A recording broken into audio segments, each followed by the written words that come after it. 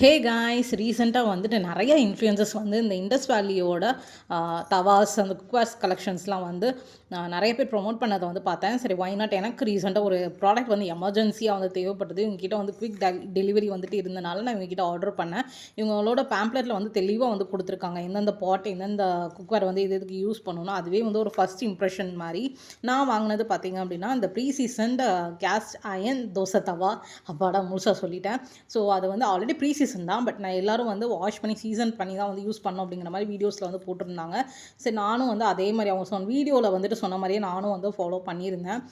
Season பண்ணுறதுக்கு வந்து கொஞ்சமாக வந்து ஆயில் விட்டு அப்புறம் ஆனியன் போட்டு, நிறைய பேர் வந்து கல்லுப்பு போட்டால் தான் வந்துட்டு தோசை வரும் அப்படிங்கிற மாதிரி சொல்லியிருந்தாங்க. நானும் கொஞ்சமாக கல்லுப்பு போட்டுட்டு அதை நல்லா வந்து வதக்கிட்டு அப்படியே வைப் பண்ணி எடுத்துட்டேன் கிளாத் வச்சு. அப்புறம் திரும்ப ஆயில் ஊற்றி ஆனியனை வச்சு நல்லா வந்து ஆயிலை ஸ்ப்ரெட் பண்ணி விட்டேன். அதுக்கப்புறம் வந்து தோசை வந்து ஊற்றுனேன். எப்போயுமே ஃபஸ்ட்டு ஒரு 2 தோசை வந்துட்டு ஒழுங்காக வராதுன்னு கேள்விப்பட்டிருக்கேன். எனக்கு 2 தோசாவுமே வந்து ரொம்ப மோசமான நிலைமையில் வந்து பிடிச்சிருந்துச்சி. அதை சுரண்டி எடுக்கிறதுக்குள்ளே எனக்கு போதும் போதும்னு ஆயிடுச்சு. ஸோ 2 தோசாக்கு அப்புறம் வந்துட்டு 3வது தோசை நான் என்ன பண்ணிட்டேன், ஃபஸ்ட்டு கொஞ்சமாக ஆயில் வந்து சீசன் பண்ணிவிட்டு திரும்ப 2வது தடவை வந்து ஆயில் போட்டு சீசனிங் ஆனியனை வச்சு நல்லா தேய்ச்சி விட்டுட்டு அதுக்கப்புறம் தான் இந்த 3வது தோசை ஊற்றுறேன். 3வது தோசை வந்துட்டு நாட் பேட். ஓரளவுக்கு வந்து ஒரு சைடு வந்து நல்லா வந்து திருப்ப வந்துச்சு.